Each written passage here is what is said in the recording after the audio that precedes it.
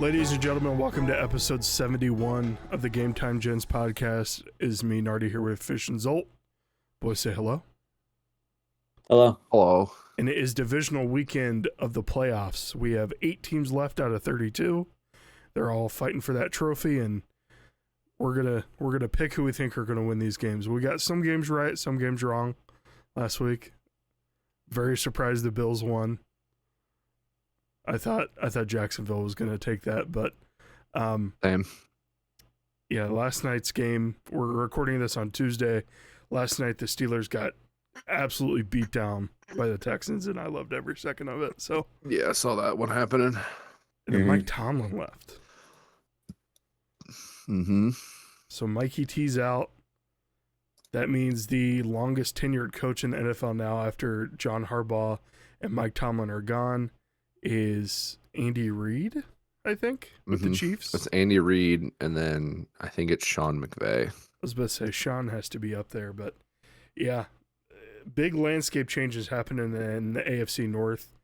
I've seen pictures, like fans on Twitter just photoshopping Stefanski and the Steelers get up, Harbaugh and the Browns get up, and then Mike Tomlin and the Ravens get up. But I don't know. I think Tomlin might take at least a year off before he gets back into coaching. I don't think he'll coach again. I think he's gonna go out with never having a losing record and ride that into the sunset. One ring. He very well could, yeah. I mean, he's not super old, but the wildest thing to think about is the only AFC North coach that didn't get fired is Zach Taylor. Yeah. Yeah, we could have had a whole 4 new faces in there, but Fish, you have some news here about a coach. Yeah, it's kind of crazy because we as Eagles fans have seen this since week 1 and have been very vocal about it.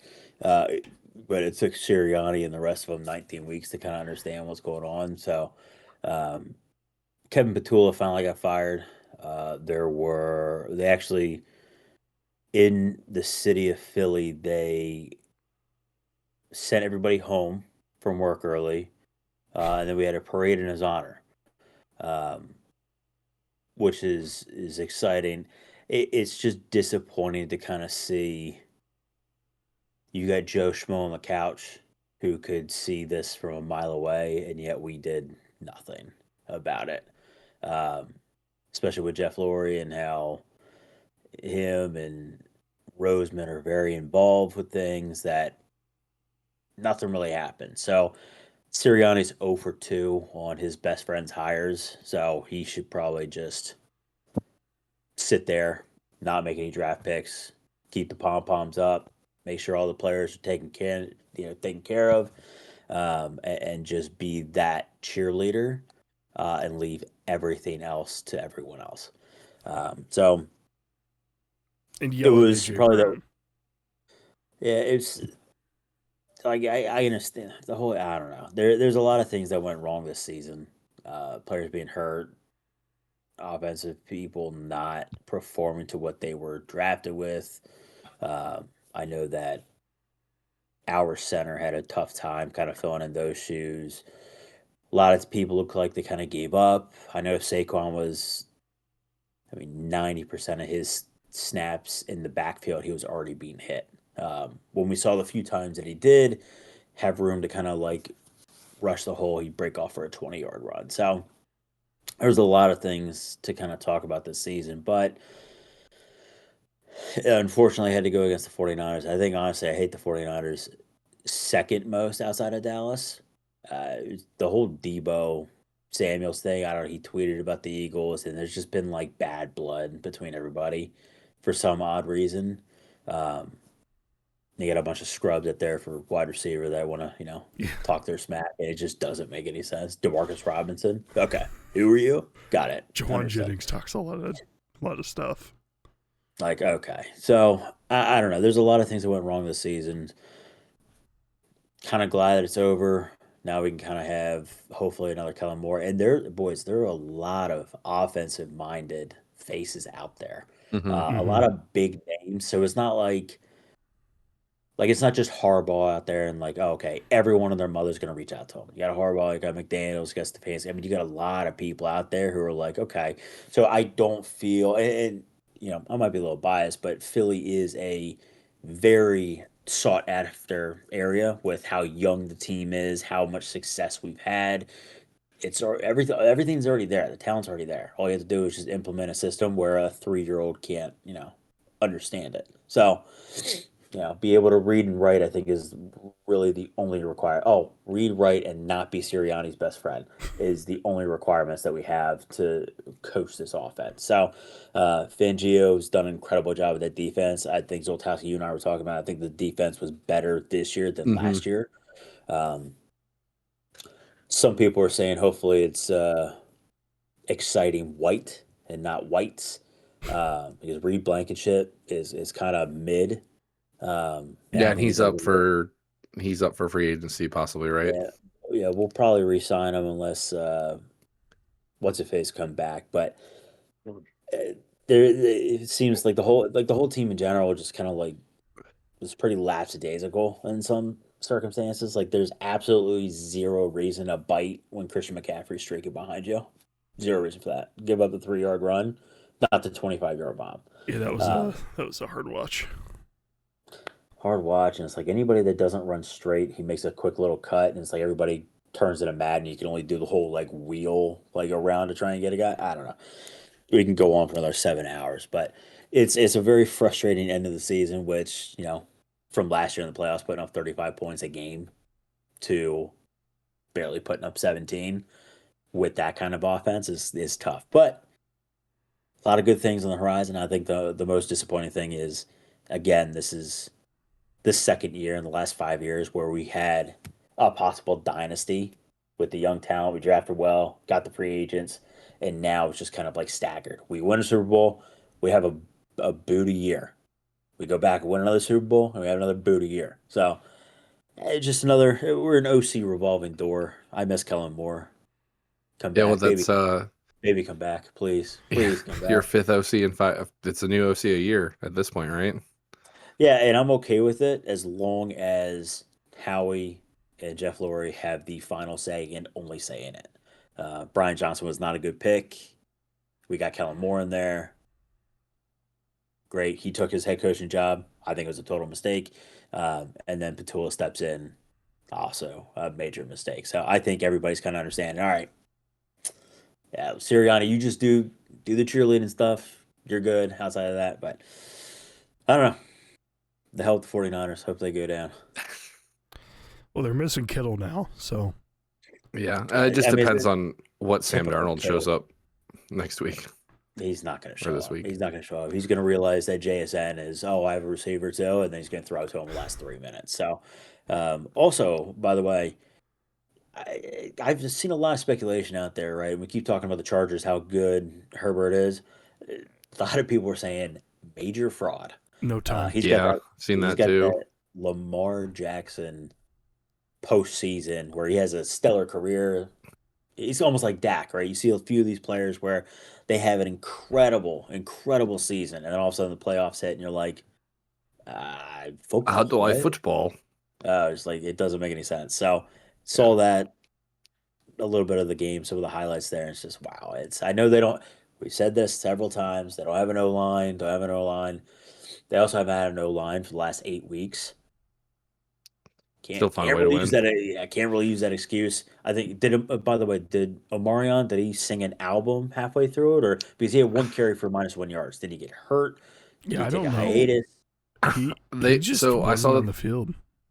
I saw that they fired their OC and their O line coach. I think today or yesterday, one of the 2 days. Checks out. So maybe that was the issue. I don't A lot of know. issues. But I mean, the thing that's surprising with the Eagles is, we dealt with the same problem in Detroit.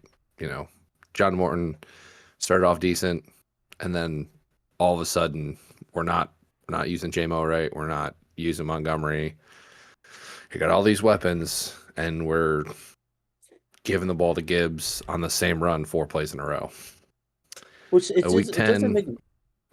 Go ahead. in No, go ahead. week 10, he gets quietly fired, and Dan Campbell takes over, and you just see the offense take its step in the right direction. Now, granted, still a lot of issues there, but it's like, why not just straight up fire him at that point? Why is he still your OC? He's not calling the plays. That's what I don't understand, right? Like, Petula has lost a lot. Like, you can clearly see in the locker room itself that everyone has lost confidence, right? Like, why not just Mhm. nip this in the bud in week 10, week 12? It's not great to fire someone midseason because then it throws everything off. Take the playbook out of his hands. Have anyone else contact him, right? It just, and then you start to see a lot of um, hiring withins, right? 9 times out of 10 is a great thing if they continue to develop the same system, same playbook that they originally had. Everybody steps into these roles, OCs, DCs, or whatever it may be, and they think my playbook is that's gonna deliver 50 points a game. And then you realize, oh, I've got all these people, all this talent, and I put up 10 points this week. Next week we'll shoot for 11. Um, it doesn't make any sense. Almost, I don't know. It's just it's mind boggling sometimes that you hire within, you think that whatever worked, don't fix what's not broken. So whatever would work, especially with the Lions too, with both teams like that, just high powered offenses and defenses that are Mhm. great, and you just don't carry on that same. Like, it should be just, hey, here's the playbook. Thanks, man, appreciate it. Page Yeah, 3. that's why, because I was excited, internal hire. I was like, sweet, he's been with the system. I think he was quarterbacks coach or involved with the quarterback. So I'm like, this is, a good hire. The DC, if injuries again, just absolutely destroyed us, especially towards the end of the year. And we could take our starters out, Fish, because we weren't pulling people out like we were last year. But I know. I think he did a good job. I'm glad they're keeping him on for another year, get that whole team healthy, really see what he can do. And I mean, Detroit's offense wasn't terrible by any means. Fifth highest points per game in the league at 28.3, tied with the Bills. But like, with all the weapons you have, I mean, with how fast Jameer and JMO are, and how good Amon-Ra is, Laporta when he's healthy, like we were putting up 32 a game last year, I think. So yeah. Yeah, I think we hit 20 points 4 times this year. So, also our kicker. You averaged 22.3 a game. Yeah, what's that ranked? Was that like 17th, Mid. 18th? Yeah, Whereas mid. last year, 2024, it was 27.2. And that was near the top. That's with you guys. So Yeah, that was below the Bengals, but they were also giving up 40 points a game. So, it's just sixth last year. Jake Elliott. I think it's time. Yeah. I think it's time. And we've said this 1,000 times, right? We said, wow, that missed PAT or that missed field goal is gonna haunt you. We miss a PAT, we're down by 4 and not 3. We kick the field goal, go in overtime, possibly win that. Um, Everybody kept saying he's been clutch, yada yada yada, which is great. He has been. The last 2 years, he is like 42nd overall. By the way, there's another just a fun little. How many kickers are out there in the league in a team? How many teams are there? There's 32 teams, but 32 teams. So that means that 10 other people who have been cut or shot or have left and quit, flip burgers, whatever it may be, 10 other people are better than him. Okay. I think it's time. I think, I don't know, draft a guy. You find somebody or get a. What did Brandon Aubrey do before he became a Dallas Cowboy kicker? Did he play soccer? I think it was Okay, soccer. great. I'm sure Mailata has some connections with some Samoans out there. Get him. Get one of his friends or family members. Let them Call kick. Messi and offer him a massive contract. We You'll can't never afford that. miss. We can't afford that. oh my god, dude! If the Eagles sign Messi, how fast are you breaking your neck to get a jersey? I'm moving over there. I'm relocating. Fish is going back to Philly. Sorry, Andy. You heard it here first. Is number 10 available? It will be. You have all it is. one for So I don't know. But It's I mean, that's what we did in high school. We would go get one of the kids from the soccer team to come kick. Yeah. I mean, we had a Yeah. giant kicker in high school. He was like 6'4", like 260. He was a big dude. Brandon Aubrey 6'4" or 6'3". I think That Brandon dude's got a Aubrey leg. was made like in a lab. I think he's AI, I'd love to. Can we clone him? possibly. You go for Cam Little. That dude's got an absolute rocket attached to his Yeah, he hip. does. I I'll think go he for has Lieutenant Dan. I think he has the Anyway. top 2 kicks in the league now, 68 does. and 67. But, you were mentioning hiring an offensive coordinator because you guys need one, obviously. Do you know who's from Philadelphia that recently has an unemployment status, I guess? Who? Tell me. Enlighten me. Kevin Stefanski. We'll take him. Sold. How much? I hope it doesn't happen to you unless you want 3 receivers and your tight end are running to the same spot on the field to fight for the ball. I hope It's it great. doesn't happen to you. It's better than the 4 streaks that we're doing and throwing it over the middle. That was That was an interesting play call there, and an interesting choice by Jalen too, though, to throw it into triple coverage. Who Like you gonna rely on? Yeah, Dallas Goedert has been the most sure hands. crossers. It doesn't running. matter. They were. It's 4th and 11. They know we're gonna pass it. You Yeah. put 13 people back there. It's not getting throw. It's just not.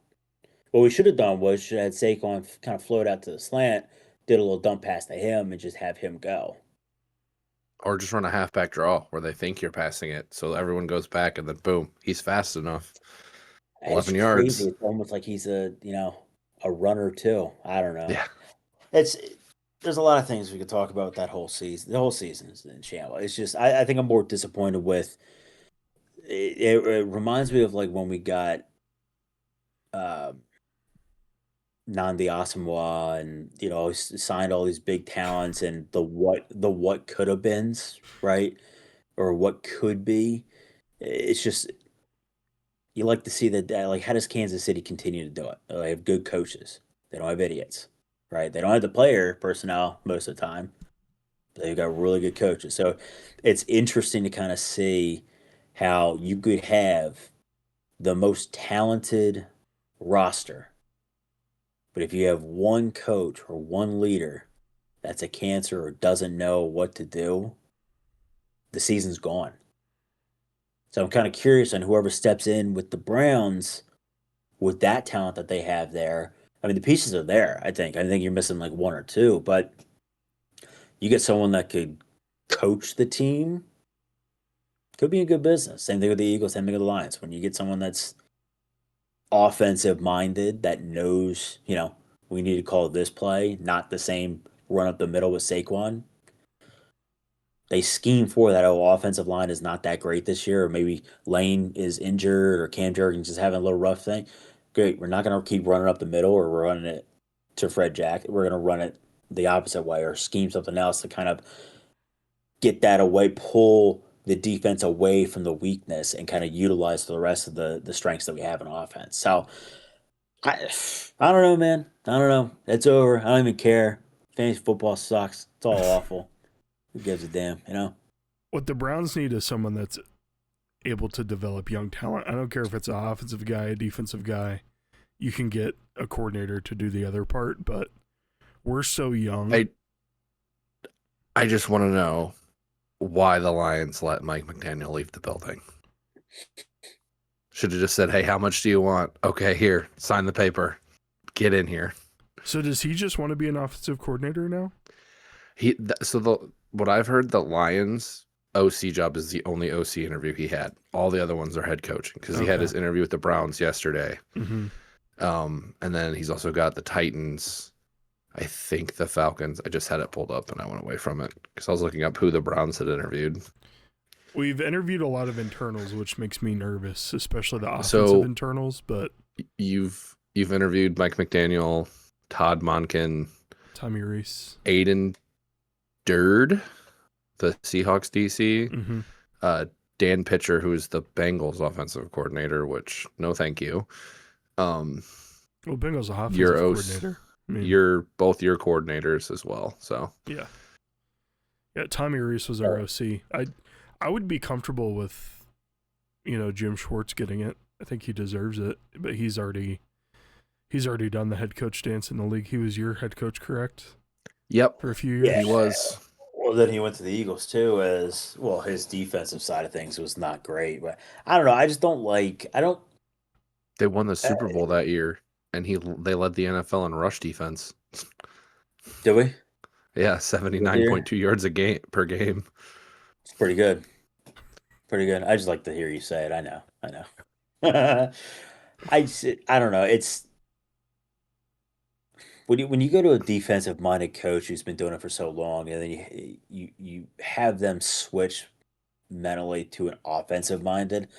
To me, it kind of rubs me the wrong way where they've done. Could you imagine Fangio switching to an OC? Like it's just that's your bread and butter's defense. You've been very, very. I mean, Schwartz is great with it.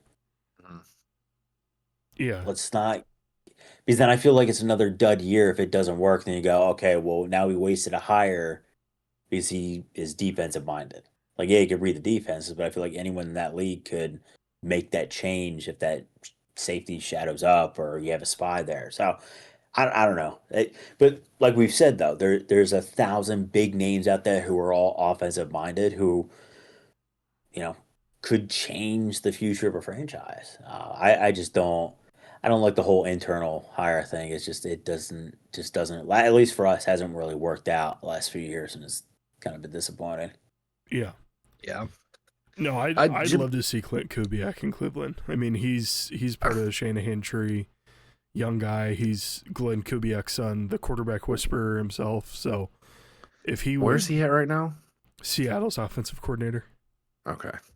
But he's very smart when it comes to offense. The other names I've seen are Jeff Hafley, Packers defensive coordinator.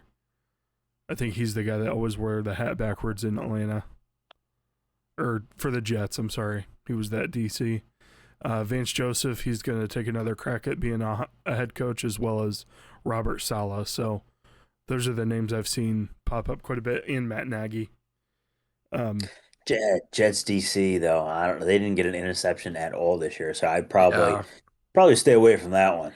Well, he's not Jets DC right now. He was the Jets DC for a while, and then he's been at the helm for the Packers defense, which has been pretty good the past couple of years. Yeah, that job might be open too. Packers, he's still up for an extension, and nothing's come out. But they also need a new kicker. He bad.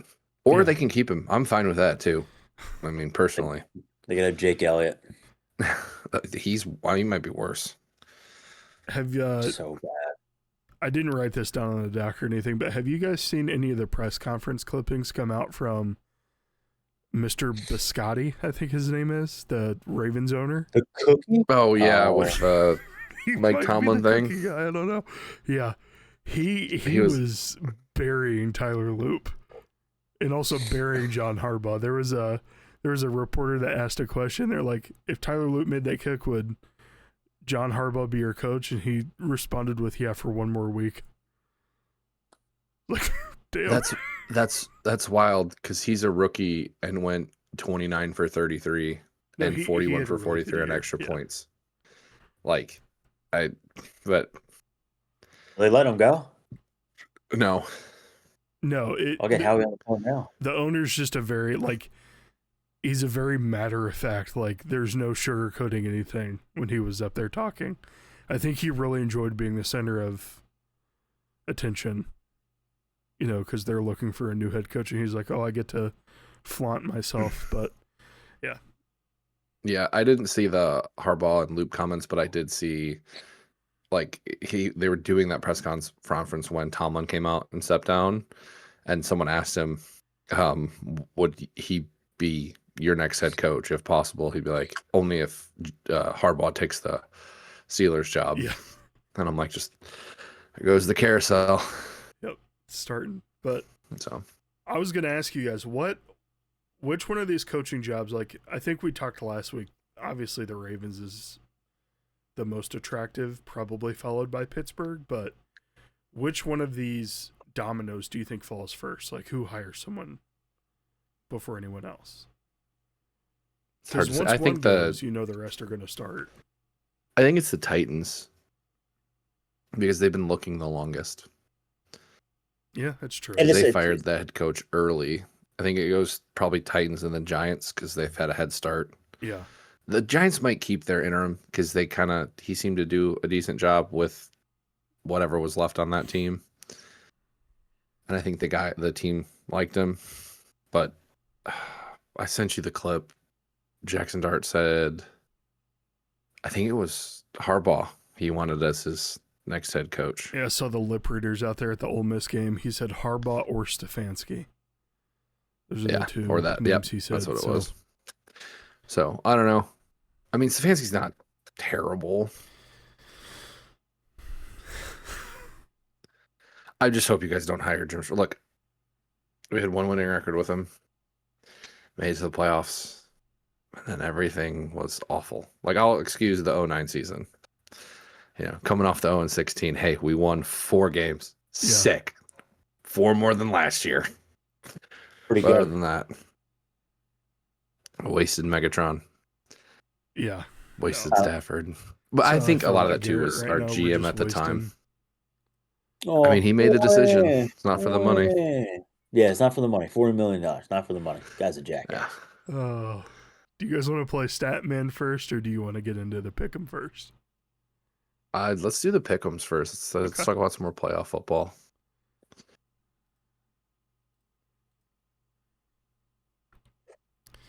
All right, so this is, for audio listeners, this is the bracket as it stands right now. We have the Broncos and the Bills.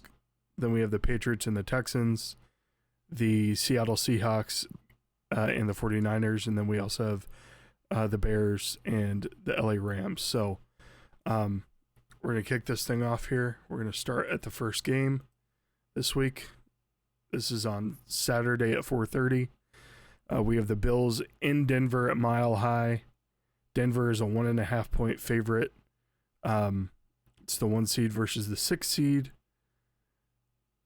I really want to lean the Bills here. The thing of the matter is, like, the Broncos, their strength is pass defense. The Bills can't really pass right now anyways. So they're just going to run all over the field. But I don't know. Josh got banged up a little bit that game. I feel weird betting against Josh Allen twice, because this is supposed to be his year to do it. So I think I lean Bills here. But I wouldn't be surprised if the Broncos won. Yeah, I think I go Bills here too. The Broncos offense this year has just kind of been somewhat questionable. Like, their defense is really, really good. But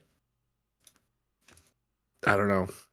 That offense, Bo Nix has been kind of here or there. I know they had that wild win against the Giants that 1 week. But playing Trey Lance, of course you're going to win that game. Yeah. And like I said, this is Josh Allen's year. No Lamar, no kryptonite. It's now or never. Fish, where do you lean on this one? Yeah, I was in the same mindset. Give me the Bills.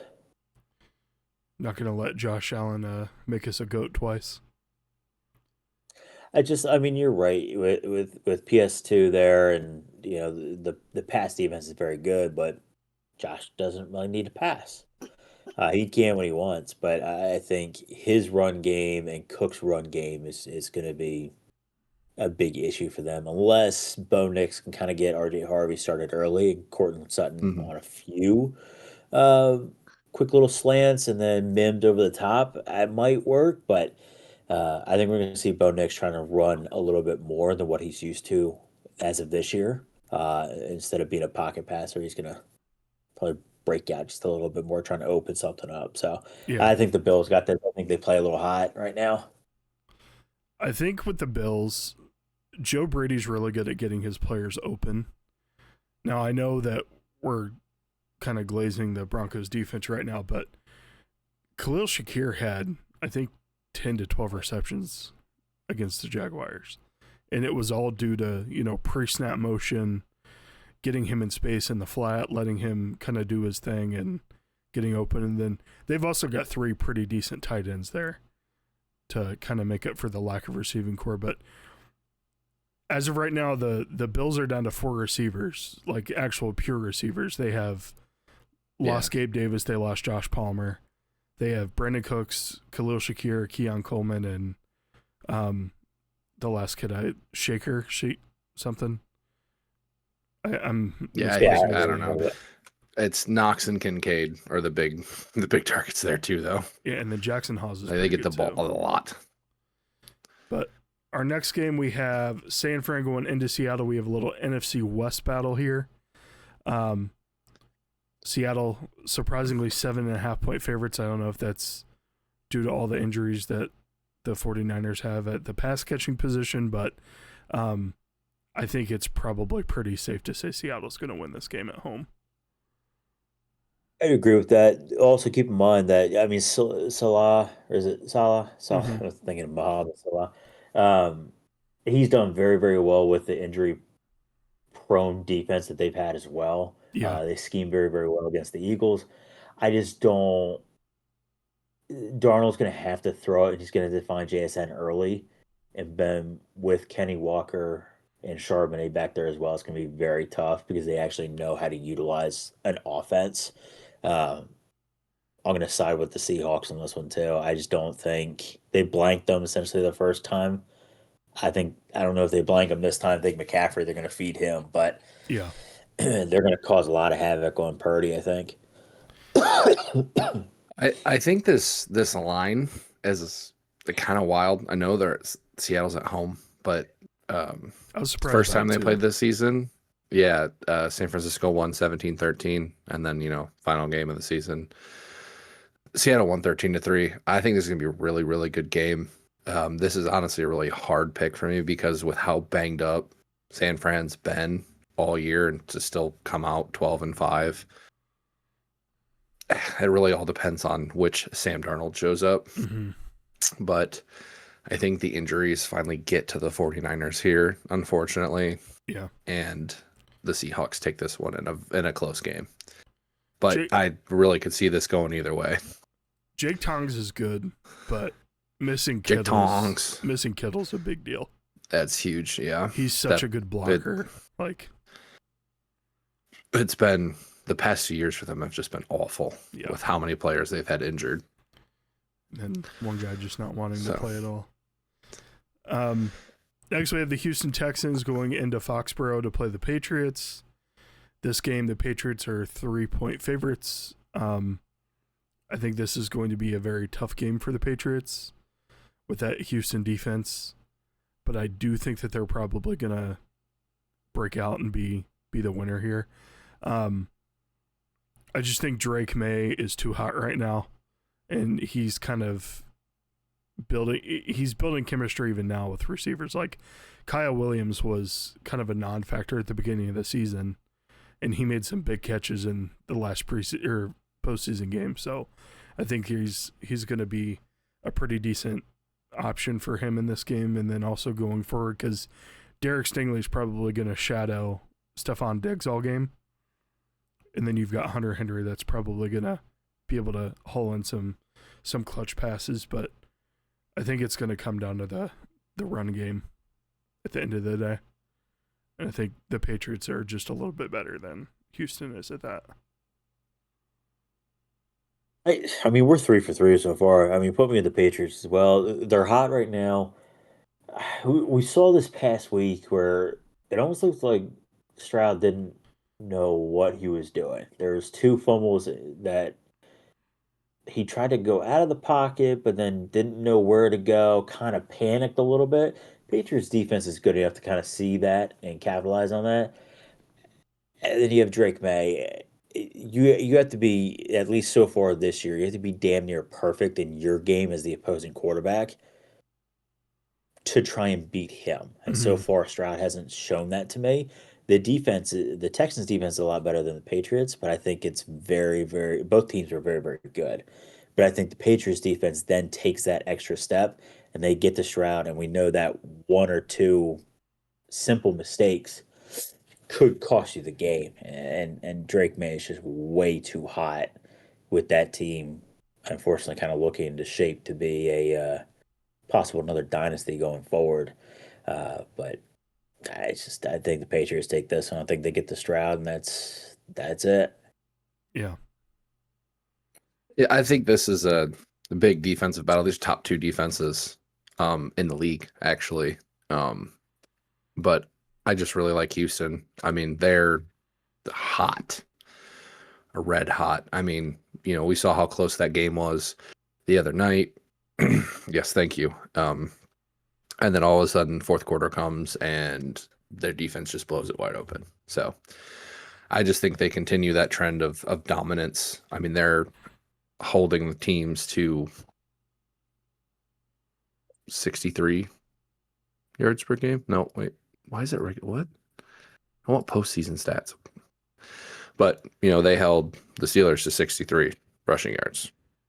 Kenny Gainwell and Jalen Warren had pretty good years, in my opinion. I think Jalen Warren went So- out early last night, So, though. but I just think it's too well rounded. And yeah, CJ's been doing CJ things, but I think their defense just keeps him in it. And I think this is the best defense they've probably played all year. I think they come out on top and roll into the championship. It wouldn't surprise me. I lean a little bit over towards the Patriots, but yeah, it wouldn't surprise me one bit. Last game we have at 6:30 on Sunday evening. It's the Bears hosting the LA Rams. The Rams are 3.5-point favorites on the road. I do fear that this is probably where the Bears Cinderella story ends. Stafford has just been so good. I think he wants to win his last year. I think, like you've said multiple times, Zoltowski, if he wins the Super Bowl, he's going to ride off into the sunset, and that's going to be it. The Rams have two top receivers in the league right now. Kyron Williams is good. Their defense is good. I think it's going to be too much for Caleb and the boys to come back from, especially if they go down early. Yeah, the cardiac bears, I think they're calling them, Mm-hmm. somehow pulled that out. I think the Rams win this one. It'll probably again be close. The one stat, how they have always have those weird stats, especially when it comes with the weather. Stafford's 1-8 when it feels like 20 or lower, and it's going to be like 18 degrees in Chicago on Sunday. So that's the one thing I'd watch out for. But again, I think this is his final year, and he's going out with a bang. He's got Puka, Devontae, Kyron, Blake Corum also looks good. I just think there's too much high-powered offense there, and the Bears have been playing as a second-half team all year. Well, fourth quarter team all year, and I don't think they'll choke it away like the Packers did. So, give me LA.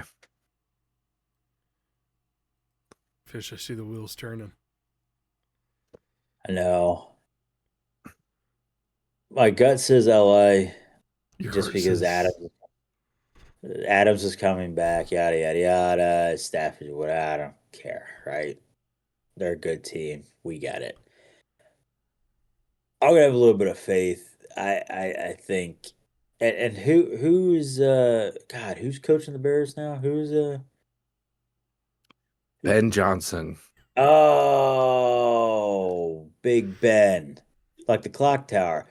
I Yeah. think solely based off of him. I did see something, a post game thing with Caleb and the rest of the guys kind of, hey, without Ben, we're not here. So I'm going to lean towards the Bears. I think Ben Johnson is a good enough coach. He's been around the block a few times. yes, the opposing team is scary offensively. I think he'll figure a way out to kind of shut down one of them. Puka's just going to do Puka things. He might not be able to, but I think he'll be able to rally that offense for the Bears, kind of get them going, whether it's Swift on the ground or Monangai. And keep in mind that Adunze has kind of been silent the last few weeks, even kind of going into the latter half of the regular season. But Moore has looked really good too. And then Colston's kind of stepped into that tight end one role, and they still have the cool comment when they do need him for a good pass blocker as well. So Luther Burden too has been pretty good. this is probably my favorite matchup of the week. I'm gonna be glued to the TV watching this one, but I gut feeling says Rams. The logical reason says Rams. I take a little whim. I'm gonna throw out the Bears. I like to see what they can do. I like it. I don't hate it. So no, I think all four of these matchups are going to be good. The only one that gives me kind of worries is that San Fran Seattle game. That one might be kind of boring, but the rest of them I think are going to be great. I mean, I don't remember a wild card weekend where it was so good up until the Monday game, like it was this year. I mean, every game seemed to be back and forth, and then we had Aaron Rodgers throw a fit at the very end of it all. But Love it. Typical Rodgers. you guys ready to play some Just retire, Statman? man. Statman. Statman, and we'll end it. Stat, man. It's good. He's a Good, stat great. man. All right, so here's the first player. This player scored the most points in the NFL this season. He played 17 games, scored 171 points, made 41 of 48 field goals, and made all of his extra points at 48 as well.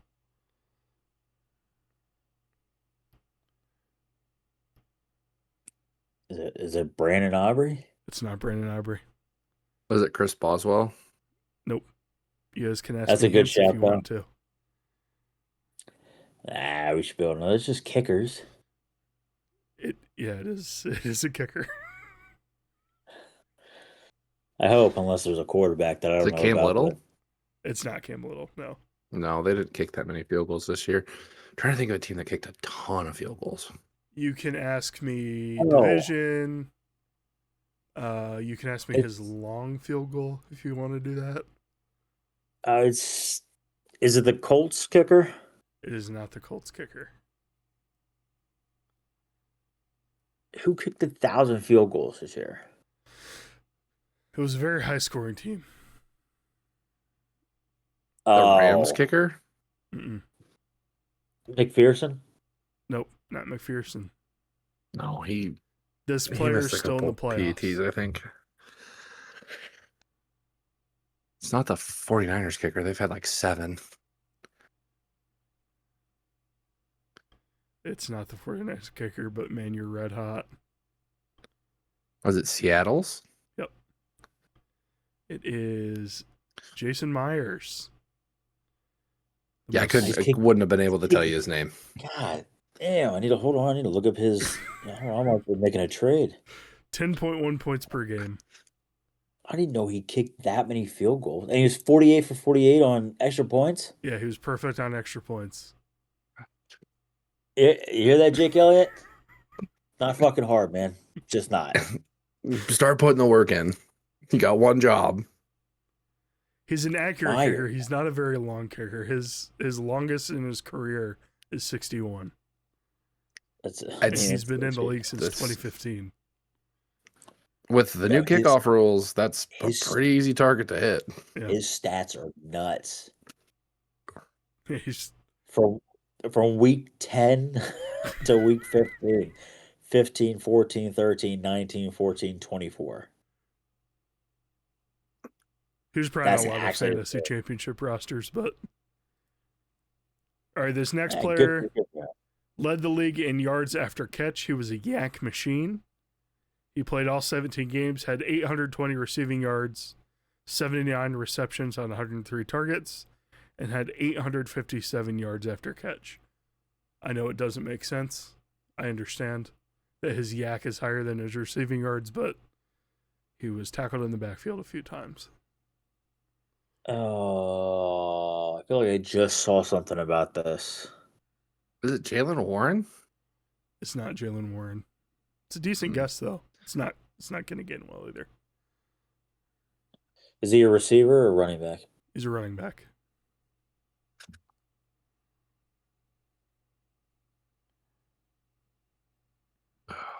In the NFC, I'll give you that. It's not a chain, is it?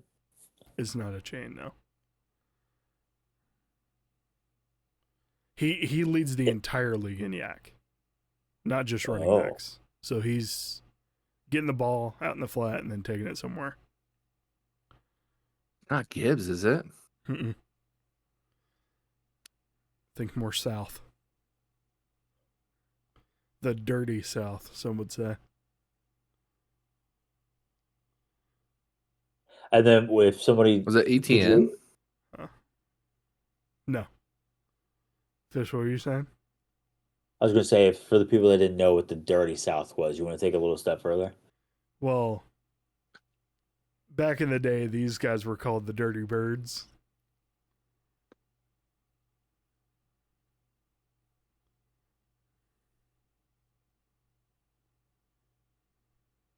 It should be just a huge beacon to who this guy is.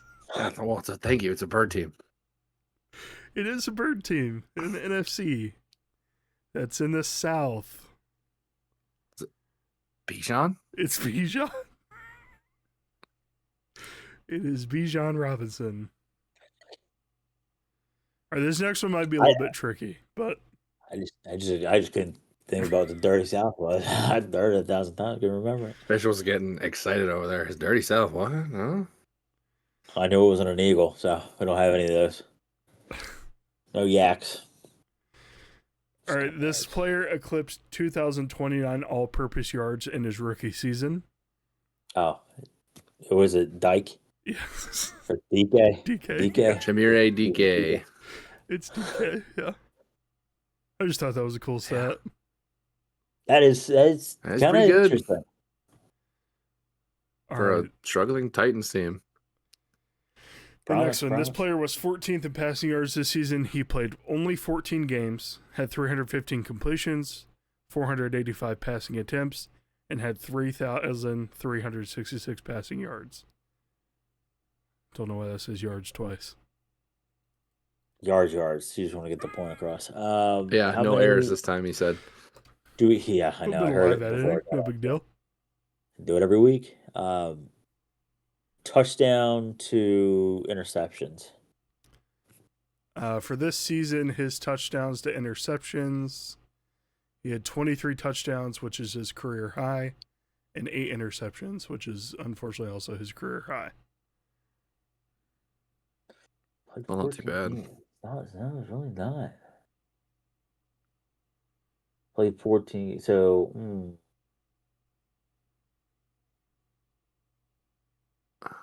it's not. When did Danny Dimes go out? It's not Danny Zolt. Dimes. It's not CJ, is it? One of It's these not days, CJ. man. This guy One of has these days. played in the NFL since 2016 and has been on 6 teams.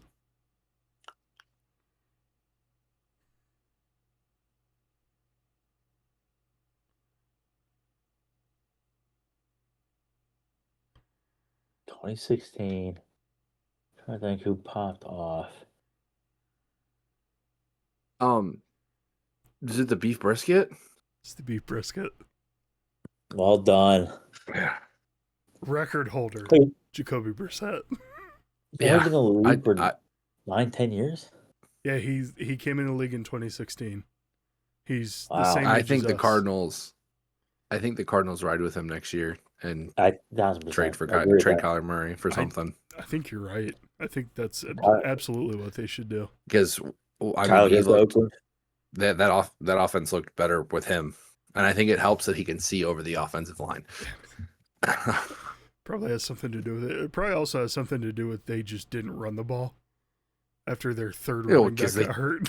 Yeah, they didn't have any running backs, but I mean, even when Marvin Harrison went out, Yeah.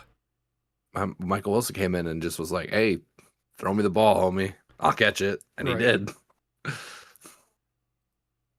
All right, last guy here. This player, despite having 1,415 scrimmage yards, only had 5 total touchdowns. He played in 16 games, had 243 carries, 36 receptions on 48 targets, and the rushing and receiving yards breakout is 1,065 rushing, 350 receiving.